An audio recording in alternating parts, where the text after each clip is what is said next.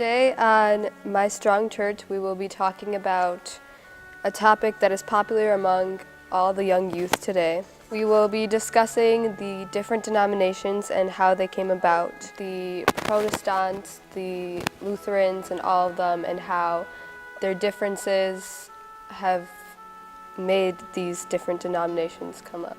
So, Abuna, how did these denominations come up, and was it just a certain time of disagreement, or did it come up over time?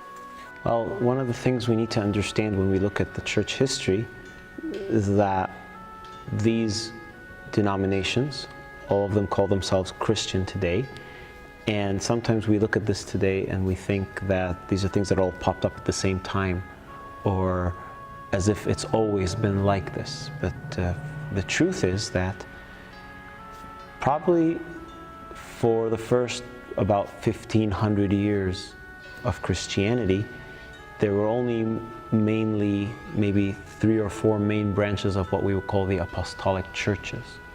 And it's only in the last 500 years that we start to see this great diverse group of so many different denominations. Like America alone today, sometimes they would say somewhere around 20,000 different denominations, and many of them believe very different things.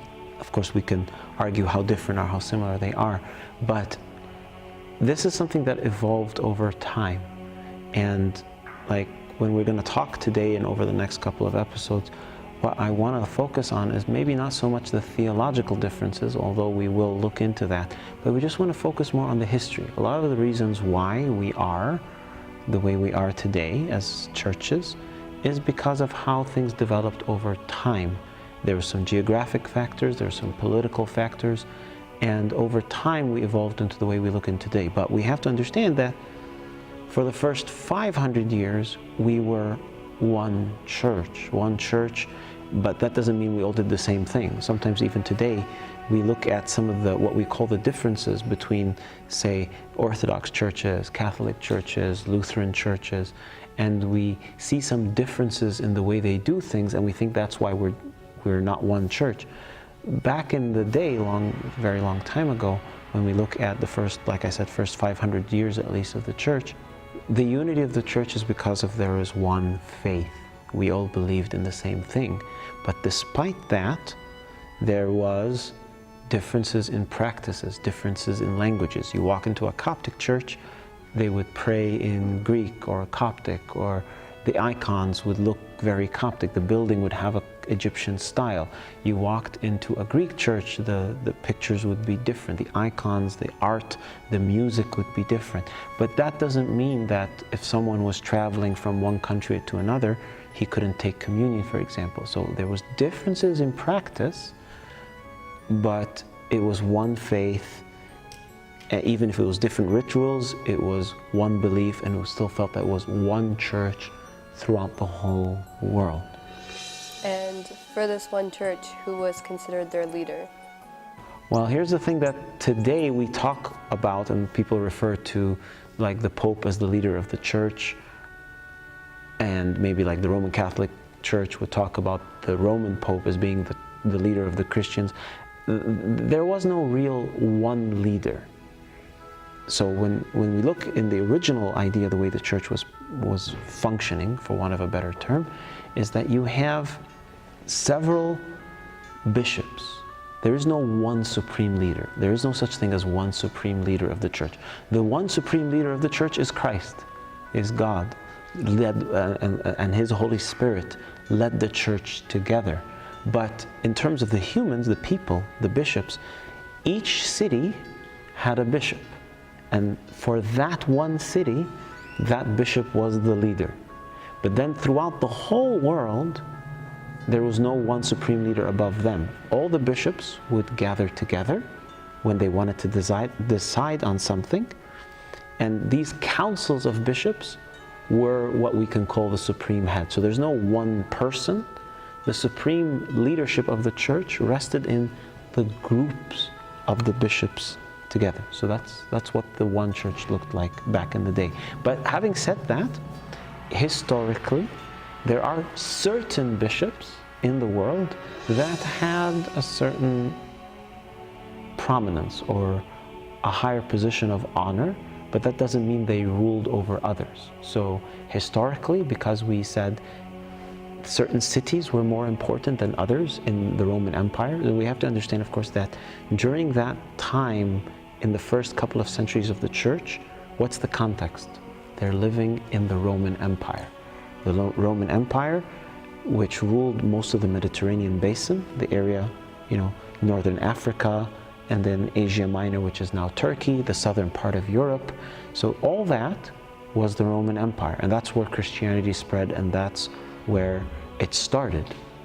So during that time, there were major cities in the empire, and the bishop of those major cities had a certain, like I said, certain prominence, certain honor, that gave them the privilege, for example, of speaking first when these councils got together. Or they would be the head of that council, and they would sort of be the main moderator. If you talk about like today when you have a debating club or something, they would be the main moderators, they would be leading, they would lead the proceedings of a council.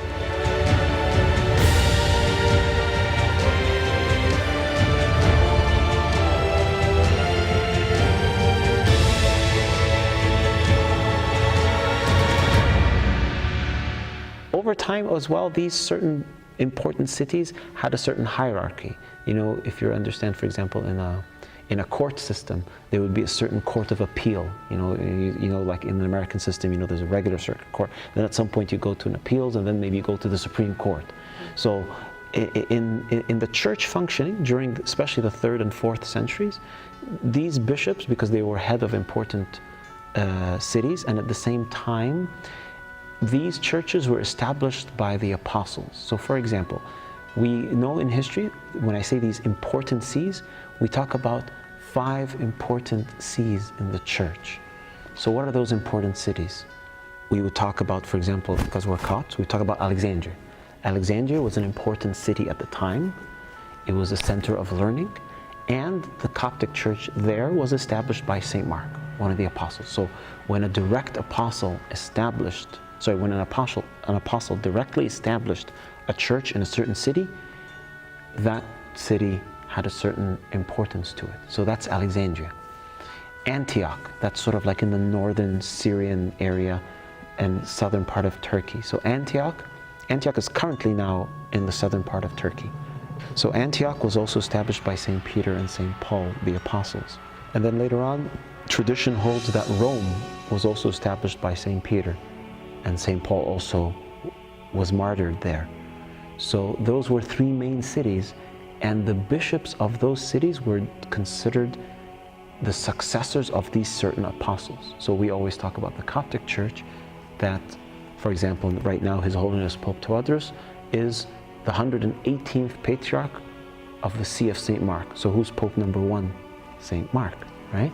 And then the same thing, for example, until today, the Roman Catholic Church likes to consider itself as their Pope is the successor of St. Peter. And then in Jerusalem, that's another 3rd important see. We call them the sees, like the seat of the bishop. So Jerusalem was, that's the city of our Lord Jesus Christ, and that's where He was crucified.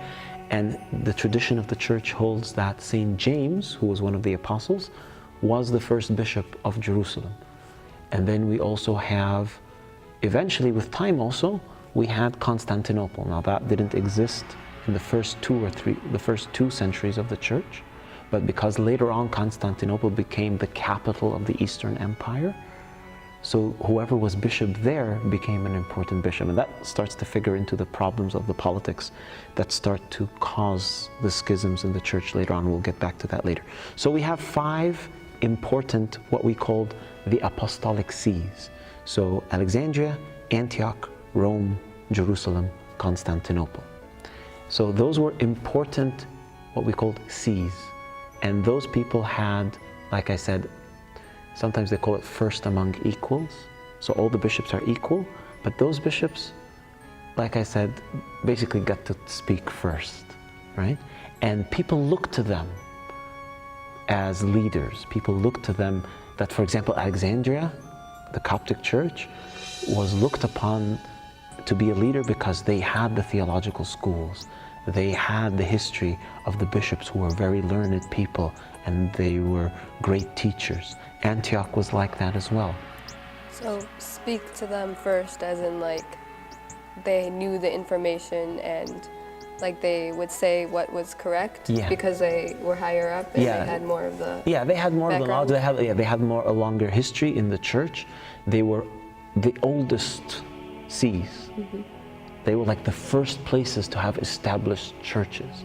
And of course, there were other cities that were established by the other city churches that were established by the apostles, like, St. Paul. You see that he established churches in what is now Turkey. You hear about Ephesus and Thessalonica and these areas that were in Greece and Turkey and all that now. But historically, those 5 cities, they were established as churches by the apostles, and those cities were important in the empire. So they became the most prominent sees, right? Those are the important bishops. But they would speak first, people would listen to them, but that doesn't mean, for example, that the Bishop of Alexandria can go to another bishop and say, you need to do so and so because I told you so. No, they are equal. No one has more power than the other to tell the other what they need to do in their own churches. But when they gathered together, like I said, there was a certain prominence for these places. So the apostolic sees gave a sense of a hierarchy in terms of how do we discuss matters of faith when we get together. So I think that sort of explains that. But like I said, there was no one supreme head of the church. The thing we need to notice as well, that during that time, there was the Eastern Roman Empire and there's the Western Roman Empire. So there's 2 sides of it. There's the Eastern side mostly spoke Greek. So all the people who were well educated in the eastern part of the Roman Empire would speak Greek. And then in the western part of the Roman Empire, everybody spoke Latin. So what you would notice is we talk about the Eastern churches and the Western churches. So the Eastern churches, out of those 5 that we mentioned, 4 of them were in the East. So you talk about Alexandria, Antioch, Constantinople, and Jerusalem. They're all in what we call the East. Rome was the only one in the West. So Rome spoke Latin, and all of these Eastern churches spoke Greek. So already during that time, we start to understand that Rome, because they were the only main bishop in the West, that they spoke Latin, and they were the most important apostolic see. So they felt that they were the most important in the Western churches. In the East, you have several of them. Constantinople at one point, because it became the capital of the empire, felt that they were the most important. But of course, Alexandria had a history, Jerusalem had a history, Antioch had a history, so there was sort of a power balance between those 4 churches. So that's what it looked like. So if you want to paint a picture in the very beginning, just to summarize what we just said now, because I know we've painted lots of bits of pieces. So you have one empire, but it's sort of split between an eastern part and a western part, and one church, and it's not split, but basically it's sort of local churches, each headed by a bishop, and they all together get together and discuss the faith as one church with no one supreme leader. And then it's only later, with the problems that start happening to the church, that these different bishops start to break away from each other, and that's how eventually we end up with where we are today. Thank you so much, Abuna, for this amazing information. Stay tuned for next time with the history of our church. We will continue and learn more about all these councils and all that it has to offer.